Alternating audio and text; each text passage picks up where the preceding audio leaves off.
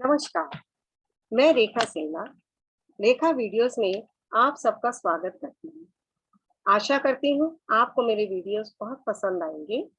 आप इसे सब्सक्राइब कीजिए, लाइक कीजिए, कमेंट्स इस पे कीजिए और ताकि मैं आगे ज़्यादा से ज़्यादा वीडियोस फिर से अपलोड करके आपको प्रश्न उत्तर देने के काबिल बना सकूँ।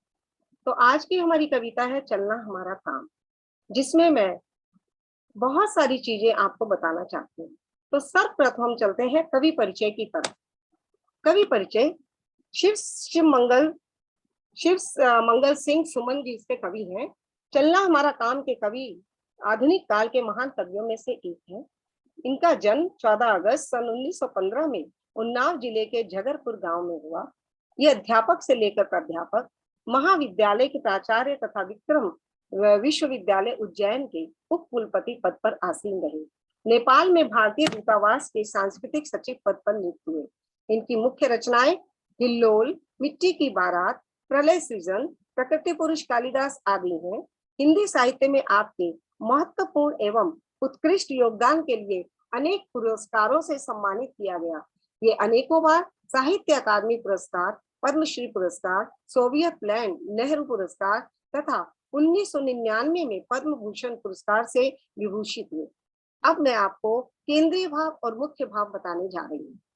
चलना हमारा कविता का उद्देश्य केंद्रीय और मुख्य भाव जीवन की गतिशीलता को प्रस्तुत करना है। कवि का कहना है कि जीवन में हमेशा चलते रहना ही हमारा काम है। उनका विचार है कि जीवन गतिशील है, अतः इस गतिशील जीवन में यदि कोई बाधा आए तो उसकी चिंता न करते हुए, उसका सामना करते हुए आगे बढ़ते रहना चाहिए। जीवन में हमेशा चलते रहना ही हमारा काम है और तब तक हमें रुकना नहीं चाहिए, बल्कि निरंतर लक्ष्य की प्राप्ति की ओर बढ़ते रहना चाहिए। जीवन आशा निराशा का संगम है। कुछ पाना खोना यही जीवन है, लेकिन हमारे पैर कभी नहीं रुकने चाहिए। निरंतर हमें आगे चलना चाहिए। संसार में सभी हमारी तरह ही सुख दुख सहते हैं, पर व्यर्थ में परमात्मा को दोष देना अनुचित है। जीवन में कई रास्ते में साथ छोड़ जाते हैं, कई साथ चलते हैं, परंतु जीवन कभी नहीं रुकता है। यह निरंतर आगे बढ़ता रहता है। इस प्रकार जीवन में गतिमान रहना और चलते रहना ही हमारा काम है। जब मनुष्य पूर्णता प्राप्त करने के लिए भटकते हैं, तब रास्ते में कई मुश्किलें आएंगी, परंतु हमें इससे निराश नहीं होना है, क्योंकि जीवन की यही परिभाषा है। इसीलिए जीवन में सुख दुख को सहन करते हुए आगे बढ़ते रहना चाहिए। कवि के अनुसार जीवन का महत्व गतिशीलता में ही है। यदि आप चलते रहते हैं तभी आप जीवित हैं। जीवन की गतिशीलता ही जीवन के महत्व को प्रस्तुत करती है।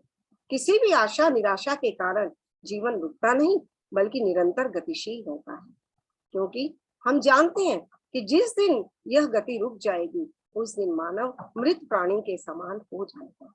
इसलिए मानव को अपने जीवन में निरंतर गतिशील बने रहना चाहिए। मनुष्य के मन में कर्म के प्रति लगन हो तो वो अपना रास्ता स्वयं चयन करते हुए बना भी देगा। बस मानव को साहस और विश्वास के साथ कर्म पथ पर बढ़ते रहना होगा। अब मैं आपके सम्मुख भावार्थ जो पद्यांश है उन सबके मैं अर्थ पूरी लगन के साथ जो मैं आपको बताने जा रही हूँ, अगर आप इसे ध्यान से सुनेंगे तो कविता आपको पूरी तरह से याद हो जाएगी, उसका भावार्थ आपको अच्छी तरह से आ जाएगा। पहला, गति प्रबल पैरों में भरी, फिर क्यों रहूं दर दर खड़ा। बस जब आज मेरे सामने है रास्ता इतना बड़ा, जब तक न मंजिल पा सकूं तब तक मुझे न विराम है, चलना हमारा काम है। तो कवि इसमें कहते हैं कि यदि हमारे पैरों में शक्तिशाली गति भरी है और हम में आगे बढ़ने की क्षमता है, शक्ति है, तो हम इधर उधर क्यों भटकते फिरे। हमारी मंजिल बहुत दूर है, वहां तक पहुंचने में समय लगेगा। इसलिए जब तक वहां ना पहुंच सके तब तक हमारे लिए विश्राम अनुचित है। अर्थात लंबी दूरी को पार करने के लिए निरंतर गतिशील रहना पड़ेगा। कवि कहते हैं आज उनके सामने चलने के लिए असीमित रास्ता पड़ा है, तो वे चलते क्यों ना रहें। जब तक मंजिल न मिल जाए चलते ही रहना उनका कर्तव्य है। कवि के अनुसार जीवन पथ पर आगे बढ़ते रहना ही मानव का लक्ष्य होना चाहिए। उनका कहना है कि कर्म पथ पर हमें निरंतर गतिशील बने रहना चाहिए। वास्तव में जब तक हमारी एक भी धड़कन या श्वास जीवित है, हमें अपने मंजिल तक पहुंचने की कोशिश करते रहना चाहिए।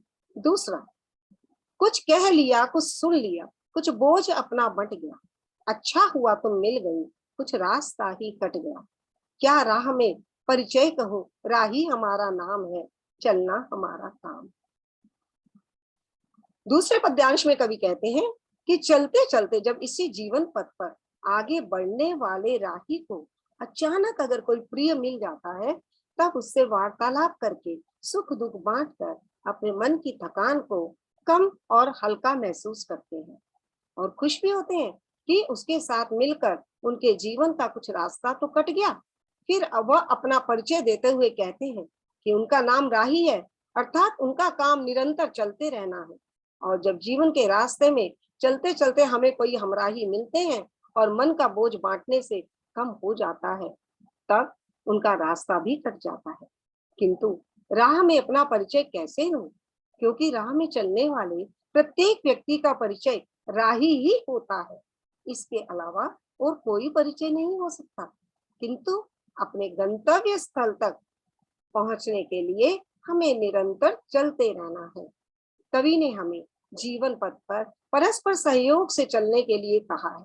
कवि हम मानव को प्रेरणा देते हुए कहते हैं कि हमें अपना सुख दुख एक दूसरे से जरूर बांटना चाहिए।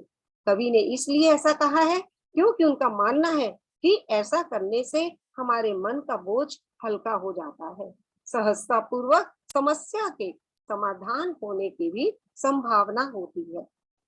तीसरा पद्यांश, जीवन अपूर्ण लिए हुए पाता कभी खोता कभी, आशा निराशा से घिरा हंसता कभी रोता कभी, गति मति न हो अवरुद्ध, इसका ध्यान आठों याम है, चलना हमारा काम है। कवि कहते हैं कि जीवन की यात्रा कभी पूरी नहीं हो पाती है। जीवन में हम बहुत कुछ पाते हैं तो बहुत कुछ खोते भी हैं। हमारे जीवन में आशा निराशा का संयुक्त रूप से उतार चढ़ाव तो आता ही रहता है। फिर भी इन सब के बीच में 24 घंटे इस बात का हमें ध्यान रखना चाहिए कि हमारी गति कभी रुकने ना पाए और हमें हमारी मंजिल अवश्य मिल जाए। कवि लिखते हैं कि जीवन का सफर ऐसा ही है कि कभी पूर्ण नहीं हो पाता है। जीवन में हम बहुत कुछ प्राप्त करते हैं तो बहुत कुछ खोते भी हैं। कभी हमारे मन में आशा का संचार होता है तो कभी मन निराशा से भर जाता है। इसलिए सुख दुख सहते हुए हम जीवन जीते हैं, जिसमें कभी हम हंसते हैं और कभी हम रोते हैं। परंतु इन सब परिवर्तनों से हमारे जीवन की गति ना तो रुकती है और ना ही हमारी बुद्धि भ्रमित होती है। इस बात का ध्यान आठों पहर रहना चाहिए, और क्योंकि जीवन में चलना ही हमारा काम है। इस विशद विश्व प्रवाह में किसको नहीं बहना पड़ा, सुख दुख हमारी ही तरह किसको नहीं सहना पड़ा, फिर व्यर्थ क्यों कहता फिरूं, मुझ पर विधाता वाम है, चलना हमारा काम है। कवि की अवधारणा है कि इस संसार के प्रवाह में किसको नहीं बहना पड़ा, सुख दुख के जंजाल से कोई भी अछूता नहीं रहा। हमारी तरह ही जीवन में सभी लोग सुख दुख को सहते रहे हैं। ईश्वर हमसे नाराज है या हमारे विरुद्ध है, ऐसे बेकार में ईश्वर को दोष नहीं देकर कर्म करना चाहिए।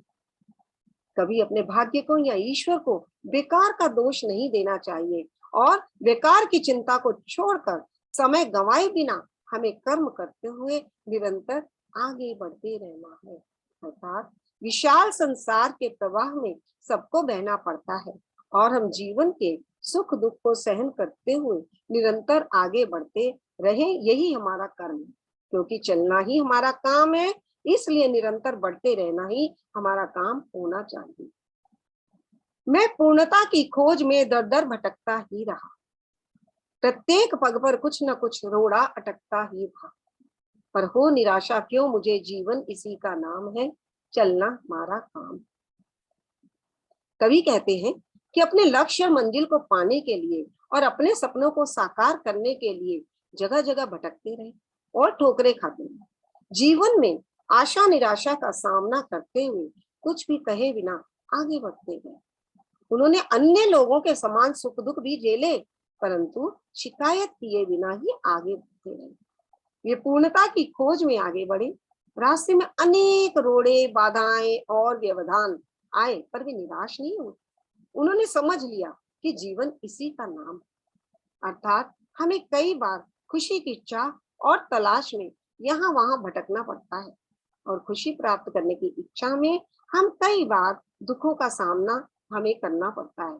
किंतु जीवन तो इसी आशा निराशा और सुख दुख का संगम है। इसलिए हमें बिना विचलित हुए निरंतर आगे बढ़ते रहना है।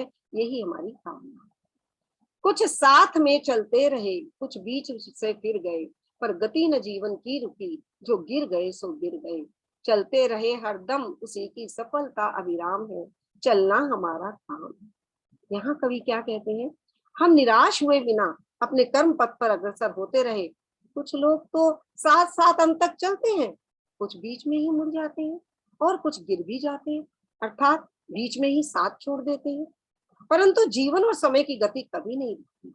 जो बिना रुके चलता रहता है, उसी को सफलता अपनाती है। उसी की सफलता अभिराम है और सुखद है। इस प्रकार हमारी सफलता प्राप्ति की चाहत निरंतर बनी रहनी चाहिए, और उसके लिए हर हाल में अबाध गति से चलना ही हमारा काम है।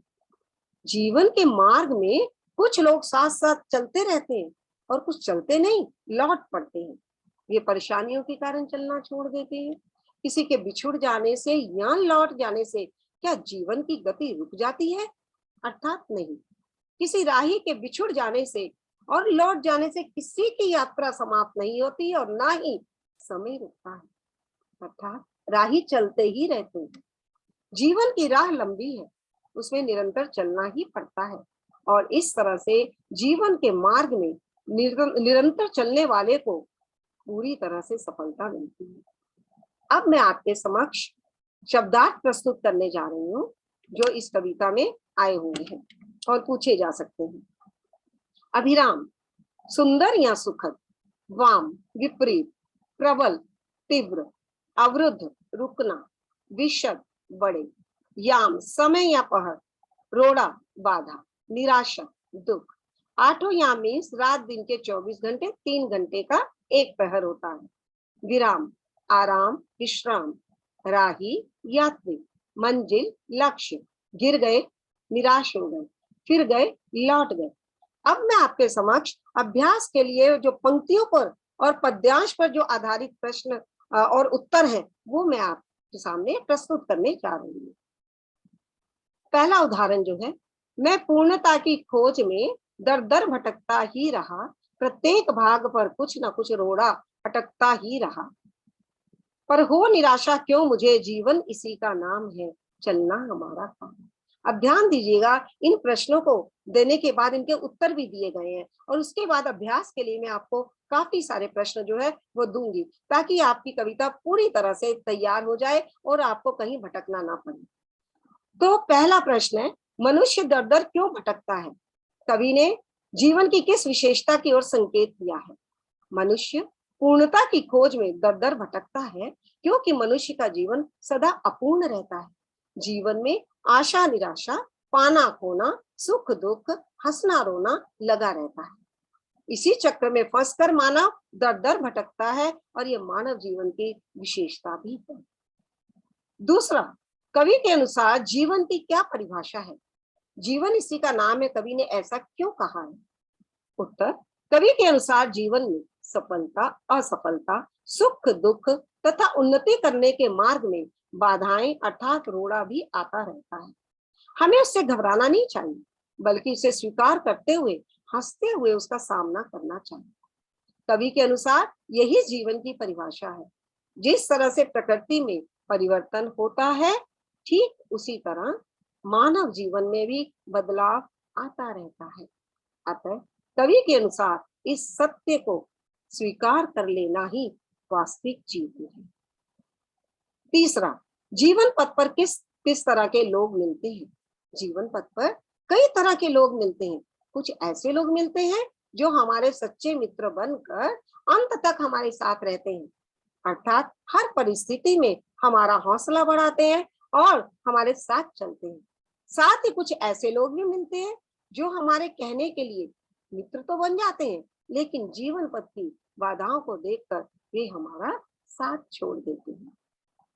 कविता का मूल भाव अपने शब्दों में लिखें। कविता का मूल भाव जीवन की गतिशीलता को प्रस्तुत करना है। कवि का कहना है कि जीवन में हमेशा चलते रहना ही हमारा काम है। उनका विचार है कि जीवन गतिशील है, अतः इस गतिशील जीवन में यदि कोई बाधा आए तो उसकी चिंता न करते हुए बल्कि उसका सामना करते हुए आगे बढ़ना चाहिए। जिस तरह से भगवत गीता में भी फल की चिंता न करते हुए कर्म की प्रेरणा दी गई है, जिस तरह से झरना भी अपने मार्ग में आने वाली बाधाओं को अनदेखा कर उसका सामना करते हुए अपने लक्ष्य की ओर बढ़ता है, ठीक उसी प्रकार मानव को भी अपने जीवन में निरंतर गतिशील बने रहना चाहिए। यह तो हम जानते ही हैं कि जिस दिन ये गति रुक जाएगी उस दिन मानव मरे हुए प्राणी के समान हो जाएगा। दूसरा दूसरा पद्यांश, गति प्रबल पैरों में भरी फिर क्यों रहूं दर दर खड़ा, जब आज मेरे सामने है रास्ता इतना बड़ा, जब तक न मंजिल पा सकूं तब तक मुझे न विराम है, चलना हमारा काम। पहला प्रश्न, कौन कहाँ खड़ा नहीं होना चाहता और क्यों? कवि शिव मंगल सिंह सुमन मनुष्य को प्रेरित करते हुए कहते हैं कि वे दर दर खड़ा होना और भटकना नहीं चाहते, क्योंकि उनके पैरों में पर्याप्त शक्ति, गति और बल है, तो वे व्यर्थ में अपना समय क्यों गवाएं? गति में कभी कोई अवरोध नहीं हो, इसलिए चलते रहना और लक्ष्य सिद्ध करना ही उनका कर्तव्य होना चाहिए। हर मनुष्य को भी हमेशा चलते रहना चाहिए, आगे बढ़ते रहना चाहिए, लक्ष्य सिद्धि आप करनी चाहिए। दूसरा, रास्ता इतना पड़ा से कवि का क्या तात्पर्य है? रास्ता इतना पड़ा से कवि का तात्पर्य है कि जीवन में कर्म क्षेत्रों की कमी नहीं है। कवि कहना चाहते हैं कि यदि मनुष्य के मन में कर्म के प्रति लगन हो तो वह अपना रास्ता स्वयं चयन करते हुए बना भी लेगा। बस मानव को साहस और विश्वास के साथ कर्म पथ पर आगे बढ़ना होगा। इस बात का ध्यान इंसान को हर समय रखना है। कवि ने हमें जीवन पथ पर इस तरह चलने के लिए कहा, किस तरह चलने के लिए कहा है और क्यों? उत्तर, कवि ने हमें जीवन पथ पर परस्पर सहयोग से चलने के लिए कहा है। कवि हम मानव को प्रेरणा देते हुए कहते हैं कि हम अपना सुख दुख एक दूसरे से हमें बांटना चाहिए। कवि ने ऐसा इसलिए कहा है क्योंकि उनका मानना है कि ऐसा करने से हमारे मन का बोझ हल्का हो जाता है और सहजतापूर्ण समस्या के समाधान होने की भी संभावना होती है। तो जीवन के रास्ते में सहयोग पूर्वक चलना बहुत आवश्यक है। कवि तब तक विराम नहीं लेने की बात करते हैं और क्यों? कवि तब तक विराम नहीं लेने की बात करते हैं तब तक उन्हें उनकी मंजिल ना मिल जाए। कवि ऐसी बात इसलिए करते हैं क्योंकि उनका मानना है कि जिस उद्देश्य से उन्होंने यह जीवन धारण किया है, जिस उद्देश्य से वे कर्म पथ पर अग्रसर हुए, उसे पूरा करना उनका धर्म भी है। इसलिए उन्हें अपने लक्ष्य के मार्ग पर आगे बढ़ते ही रहना है। हर इंसान को प्रेरित करते हुए कहते हैं कि उन्हें हमेशा आगे बढ़ते रहना चाहिए, चलते रहना चाहिए। तीसरा पद्यांश, कुछ कह लिया कुछ सुन लिया, कुछ बोझ अपना बंट गया, अच्छा हुआ तुम मिल गई, कुछ रास्ता ही कट गया, क्या राह में परिचय कहूं, राही हमारा नाम है, चलना हमारा काम है। पहला, कुछ कह लिया कुछ सुन लिया से कवि का अभिप्राय स्पष्ट कीजिए। कवि कहते हैं कि चलते चलते जब जीवन पथ पर आगे बढ़ने वाले राही को अचानक से कोई प्रिय मिल जाता है, तब उससे वार्तालाप करते करते सुख दुख बांटकर अपने मन की थकान को कम और हल्का महसूस किया जा सकता है और हम खुश भी होते हैं क्योंकि उनके साथ मिलकर जीवन का रास्ता जो है वो कट जाता है। कवि परिचय दीजिए। चलना हमारा काम के कवि शिव मंगल सिंह सुमन आधुनिक काल के महान कवियों में से एक हैं। इनकी प्रमुख रचनाएं हिल्लोल, मिट्टी की बारात, प्रलय सूजन, प्रकृति पुरुष कालिदास आदि हैं। हिंदी साहित्य में अनेकों बार इन्हें साहित्य अकादमी पुरस्कार, पद्मश्री पुरस्कार, सोवियत लैंड नेहरू पुरस्कार तथा 1999 पद्म भूषण पुरस्कार से विभूषित हुए। राही नाम हमारा नाम है पंक्ति द्वारा कवि क्या कहना चाहते हैं और क्यों? कवि कहते हैं कि उनका काम निरंतर चलते रहना है, और जब जीवन के रास्ते में चलते चलते हमें कोई हमराही मिलते हैं, तब मन का बोझ बांटने से कम हो जाता है, तब उनके साथ रास्ता कट जाता है। किंतु राह में कैसा परिचय दूं, क्या परिचय दूं? क्योंकि राह में चलने वाला प्रत्येक व्यक्ति का परिचय राही ही होता है, इसके अलावा और कोई परिचय नहीं हो सकता। कवि के अनुसार बोझ कैसे बढ़ जाता है और रास्ता कैसे कट जाता है, समझाइए। कवि ने हमें जीवन पथ पर परस्पर सहयोग से चलने के लिए कहा है। कवि हम मानव को प्रेरणा देते हुए कहते हैं, हमें अपना सुख दुख एक दूसरे से जरूर बांटना चाहिए। कवि ने ऐसा इसलिए कहा है क्योंकि उनका मानना है कि ऐसा करने से हमारे मन का बोझ हल्का हो जाता है और रास्ता कट जाता है। सहजता पूर्वक समस्या के समाधान होने की भी संभावना होती है। जीवन अपूर्ण लिए हुए पाता कभी खोता कभी, आशा निराशा से घिरा हंसता कभी रोता कभी, गति मति न हो अवरुद्ध, इसका ध्यान आठों याम है, चलना हमारा काम है। पहला प्रश्न, कवि के अनुसार जीवन अपूर्ण क्यों है? कवि ने मनुष्य के जीवन को अपूर्ण कहा है। वह इसलिए कहा है कि पूर्ण मनुष्य तो सिर्फ ईश्वर का ही हो सकता है। मनुष्य के जीवन में तो सुख दुख आते रहते हैं, और दूसरा, जीवन में आशा निराशा भी भरी हुई है। मनुष्य जीवन में आशा और निराशा की जोड़ी हमेशा साथ साथ रहती है, इसलिए उसे आशा को महत्व देना चाहिए। आशावादी होना हमेशा सुखकर होता है। कुछ लोग निराशावादी सोच बना लेते हैं, वही उन्हें दुख की तरफ ले जाती है, इसलिए हमेशा आशा को ही महत्व देना चाहिए। दूसरा प्रश्न, मनुष्य अपने जीवन में किससे घिरा रहता है, इसका क्या कारण है, स्पष्ट कीजिए। मनुष्य जीवन तो है ही समस्याओं और कठिनाइयों से घिरा हुआ। सभी मनुष्य अपूर्ण, प्रत्येक कदम पर कोई ना कोई बाधा तो आती ही रहती है। ये उसकी कुशलता पर निर्भर है कि किस प्रकार अपनी बाधाओं को दूर करते हुए आगे बढ़ता है। उसे निराश नहीं होना चाहिए, क्योंकि मनुष्य के जीवन में सुख दुख आते रहते हैं। दूसरा, जीवन में आशा निराशा भरी हुई है, आशा को महत्व देना चाहिए।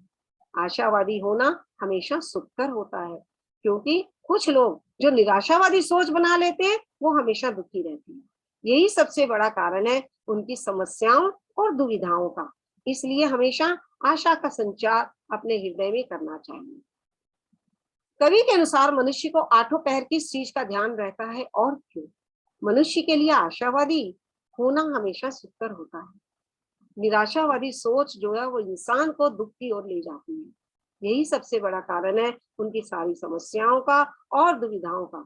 इसलिए आशावादी होना बहुत जरूरी है, किंतु निराश होने पर भी हमें आठों पहर इस चीज का ध्यान रखना चाहिए कि हमारी गति और बुद्धि यानी मति, इनमें कभी कोई रुकावट ना आए।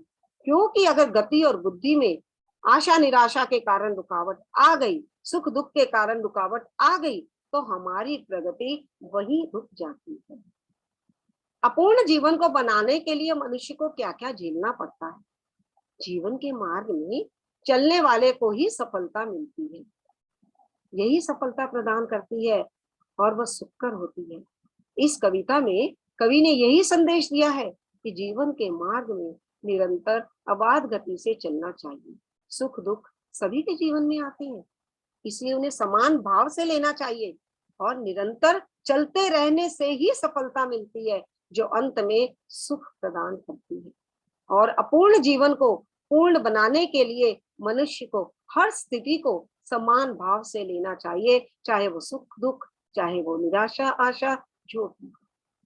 इस विशद प्रवाह में किसको नहीं बहना पड़ा, सुख दुख हमारी ही तरह किसको नहीं सहना पड़ा।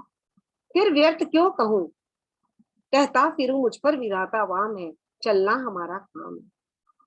पहला प्रश्न, इस विशद विश्व प्रवाह में किसको नहीं बहना पड़ा, इस पंक्ति का आशय स्पष्ट कीजिए।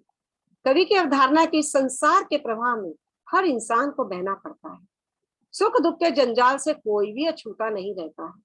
हमारी ही तरह जीवन में सभी लोग सुख दुख को सहते रहते हैं, अर्थात विशाल संसार के प्रवाह में सबको बहना पड़ता है और हम जीवन के सुख दुख को सहन करते हुए निरंतर आगे बढ़ते रहना ही हमारा काम है, क्योंकि चलते रहना ही हमारा काम है, निरंतर आगे बढ़ते रहना ही हमारा लक्ष्य है। सुख दुख के संदर्भ में कवि के विचार स्पष्ट कीजिए। कवि का विचार है कि इस संसार के प्रभाव में हर इंसान को बहना पड़ता है। सुख दुख के जंजाल से कोई भी अछूता नहीं है। हमारी तरह ही जीवन के सभी लोग जीवन में सुख दुख को सहते हैं। इसलिए बेकार की चिंता को छोड़कर समय गंवाए बिना हमें कर्म निरंतर करते हुए आगे बढ़ते रहना है। अर्थात विशाल संसार के प्रवाह में जब सबको बहना पड़ता है तो सबको जीवन के दुख सुख को भी सहन करना पड़ता है और भाग्य को दोष देना निरर्थक है। इसलिए निरंतर आगे बढ़ते रहना, कर्म करते रहना ही हमारा काम है और आगे चलते रहना ही हमारा काम है। कवि अपनी असफलता के लिए ईश्वर के विरुद्ध क्यों नहीं बोलना चाहता है। कवि कहते हैं कि सुख दुख के जंजाल से जब कोई भी अछूता नहीं रहा और सब लोग सुख दुख सहते हैं, तो हम क्यों कहें कि ईश्वर हमसे नाराज है या हमारे विरुद्ध है। ऐसे बेकार में ही हम ईश्वर को दोष क्यों दें, अपने भाग्य को दोष क्यों दें। हमें तो कर्म करना चाहिए, वो हमारे कर्मों का दोष है। इसलिए बेकार की चिंता को छोड़कर बिना समय गंवाए हमें कर्म रहते हुए निरंतर आगे बढ़ते रहना। कुछ शब्दार्थ लिखिए। वाम, विपरीत, विशद, बड़े, प्रवाह, गति, विश्व, संसार, विधाता, भगवान, व्यर्थ, बेकारी। अब अंतिम मन। कुछ साथ में चलते रहे, कुछ बीच ही से गिर गए, पर गति न जीवन की रुकी, जो गिर गए सो गिर गए। चलता रहे हरदम उसी की, सफलता अविराम है, चलना हमारा काम है। जो पहला प्रश्न, जो गिर गए सो गिर गए, पंक्ति का आशय स्पष्ट कीजिए। कवि कहते हैं जीवन के मार्ग में कुछ लोग साथ साथ चलते रहते हैं, कुछ गिर जाते हैं, अर्थात कुछ चलते नहीं, लौट पड़ते हैं जीवन की कठिनाइयों को देखकर। वे परेशानियों के कारण चलना छोड़ देते हैं। किसी के बिछुड़ जाने से या फिर लौट जाने से क्या कभी जीवन की गति रुक जाती है? अर्थात नहीं रुकती। किसी राही के बिछुड़ जाने से या लौट जाने से समय की या किसी की भी यात्रा क्या समाप्त होती है? अर्थात नहीं। राही लक्ष्य सिद्धि की यात्रा पर चलते रहते हैं, इसलिए चलते रहना ही हमारा काम। कवि ने निरंतर चलते रहने की प्रेरणा क्यों दी है? कवि की सोच है कि हम निराश हुए बिना अपने कर्म पथ पर अग्रसर होते रहे। कुछ लोग साथ साथ अंत तक चलते हैं, कुछ बीच में मुड़ जाते हैं, कुछ गिर जाते हैं और कुछ हमारा बीच में ही साथ छोड़ जाते हैं। परंतु जीवन और समय की गति कभी नहीं रुकती। जो बिना रुके चलता रहता है उसी को सफलता अपनाती है और उसी की सफलता अविराम है, सुखद है। और इस प्रकार हमारी सफलता प्राप्ति की चाहत निरंतर बनी रहनी चाहिए और उसके लिए हर हाल में अबाध गति से चलना हमारा काम है। जीवन में किस मनुष्य को सफलता प्राप्त होती है, स्पष्ट कीजिए। कवि की अवधारणा है कि हम निराश हुए बिना अपने कर्म पथ पर अग्रसर होते रहें, जीवन की राह जो लंबी है उस पर निरंतर चलते रहें और जीवन के मार्ग पर निरंतर चलने वाले को ही सफलता प्राप्त होती है। इस कविता में कवि ने यही संदेश दिया है कि जीवन के मार्ग में निरंतर अबाध गति से चलते रहना चाहिए। सुख दुख सभी के जीवन में आते हैं, इसलिए उन्हें समान भाव से लेना चाहिए और निरंतर चलते रहना ही हमारी सफलता का सूचक है। चलना हमारा काम है, कविता का प्रतिपाद्य लिखिए। कविता का उद्देश्य और मूल भाव गतिशीलता को प्रस्तुत करना है। कवि का कहना है कि जीवन में हमेशा चलते रहना ही हमारा काम है। उनका विचार है कि जीवन गतिशील है, अतः इस गतिशील जीवन में यदि कोई बाधा आए तो उसकी चिंता न करते हुए बल्कि उसका सामना करते हुए आगे बढ़ते रहना चाहिए। जिस तरह से भगवत गीता में भी फल की चिंता न करते हुए कर्म करने की प्रेरणा दी गई है, जिस तरह से झरना अपने मार्ग में आने वाली बाधाओं को अनदेखा कर उसका सामना करते हुए अपने लक्ष्य की ओर बढ़ता है, ठीक उसी प्रकार मानव को भी अपने जीवन में निरंतर गतिशील बने रहना चाहिए। ये तो हम जानते ही हैं कि जिस दिन ये गति रुक जाएगी उस दिन मानव मरे हुए प्राणी के समान हो जाएगा। इसके पश्चात मैं आपको कुछ प्रश्न जो है वो आपके अभ्यास के लिए आपको देना चाहती हूँ। ये प्रश्न कहीं आपको और नहीं मिलेंगे, इसलिए मैं आपको ये देना चाहती हूँ ताकि आप उस पर अभ्यास करें। अगर आपको कुछ भी पूछना है तो आप कमेंट्स करें, यहाँ मुझे मेरी ईमेल आईडी भी दी हुई है, आप उसमें प्रश्न करें। आपका आपका उत्तर जो है हमेशा तैयार रहेगा जब भी आप मुझसे पूछेंगे।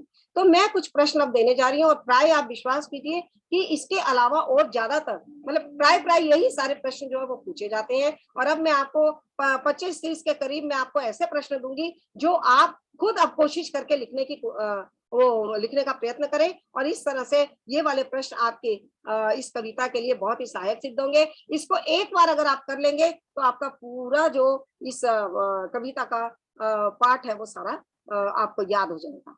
अब निम्नलिखित प्रश्नों के उत्तर दीजिए। कुछ साथ में, ये आपके अभ्यास के लिए। पहला, कुछ साथ में चलते रहे, कुछ बीच ही से फिर गए, पंक्ति का क्या तात्पर्य है? इस पंक्ति द्वारा कवि क्या समझाना चाहते हैं? दूसरा, जीवन इसी का नाम है से क्या तात्पर्य है? ऐसा क्यों कहा गया? तीसरा, किसकी सफलता अभिराम है? समझा कर लिखिए। चौथा, शब्दार्थ लिखिए। रोड़ा, अभिराम, अपूर्ण, आठों याम, विशद, वाम। पांचवा, प्रस्तुत कविता में कवि दर दर क्यों भटकता है? छठा, फिर व्यर्थ क्यों कहता फिरूं मुझ पर विधाता वाम है का आशय स्पष्ट कीजिए। सातवां, जीवन आबाद गति से किस प्रकार चल सकता है? आठवां, जो गिर गए सो गिर गए, चलता रहे हरदम, उसी की सफलता अभिराम है, चलना हमारा काम है, पंक्ति का आशय स्पष्ट कीजिए। नौवां, कवि ने जीवन को अपूर्ण क्यों कहा? 10वां, कवि के अनुसार किस उद्देश्य से हमने यह जीवन धारण किया? 11वां, पूर्णता के विषय में कवि के क्या विचार है? 12वां, कवि के पैरों में कैसी गति भरी है और कब तक कवि विश्राम नहीं करना चाहता? 13वां, कवि के अनुसार बोझ कैसे बढ़ जाता है? कवि का रास्ता कैसे कट गया, स्पष्ट कीजिए। 14वां, कवि ने निरंतर चलते रहने की प्रेरणा क्यों दी है? 15वां, चलना हमारा काम है, कविता का प्रतिपाद्य लिखिए। 16वां, कवि के अनुसार जीवन का महत्व किसमें है और क्यों? 17वां, मनुष्य जीवन में आशा और निराशा से क्यों घिरा रहता है? इसका समाधान क्या है? कविता के आधार पर बताइए। 18वां, मनुष्य जीवन में किससे घिरा रहता है और क्यों? 19वां, कवि जीवन की राह में अपना परिचय क्या कहकर देते हैं और क्यों? स्पष्ट कीजिए। कवि का रास्ता आसानी से कैसे कट गया? 20वां है। 21वां, कवि दर दर क्यों खड़ा नहीं होना चाहता? स्पष्ट कीजिए। 22वां, कवि के पैरों में कैसी गति भरी पड़ी है, वे इससे क्या करना चाहते हैं? उत्तर दीजिए। 23वां, समय की गति कहीं नहीं रुकती, इसका आशय स्पष्ट कीजिए, तब क्या होता है? 24वां, कवि के अनुसार सफलता किसको मिलती है? 25वां, जीवन में कर्म पथ पर चलते क्यों रहना चाहिए, इससे क्या होता है? 26वां, मनुष्य को अपने लक्ष्य को प्राप्त करने के लिए निरंतर प्रयत्नशील रहना चाहिए, सिद्ध कीजिए। 27वां, संपूर्ण मानव के क्या लक्षण होते हैं? मनुष्य का संपूर्ण बनने के लिए क्या क्या सहना पड़ता है, उसे कैसी कठिनाइयों का सामना भी करना पड़ता है। और 28वां, मनुष्य चुनौतियों का सामना करने के लिए ही पैदा हुआ है, कैसे? स्पष्ट कीजिए। 29वां, जीवन में निरंतर गतिशील न बने रहने से क्या होता है? 30वां, मौत का प्रतीक किसे माना गया है और ऐसा कब होता है? और 31वां, आप कह सकते हो इस कविता का मूल भाव या प्रतिपाद्य लिखिए, जो 3 मार्क्स के लिए आता है। अब आपको मैंने सारे प्रश्न उत्तर दे दिए, और जो आप उत्तर जो मैंने आपको दिए हैं, जब आप वो पढ़ेंगे तो आपको सारे इनके आंसर मिल जाएंगे, जिनको आप लिखने का अभ्यास कीजिए। और अगर आपको मेरा वीडियो पसंद आया हो तो कृपया इसे सब्सक्राइब करें, इस पर कमेंट्स करें, शेयर करें और लाइक करें। ये सारा कुछ करने के बाद आप मुझे सब्सक्राइब कीजिए, और आपके कोई भी अगर प्रश्न है तो उनके उत्तर पूछने के लिए आप किसी भी समय मुझे कांटेक्ट कर सकते हैं। शुक्रिया, धन्यवाद।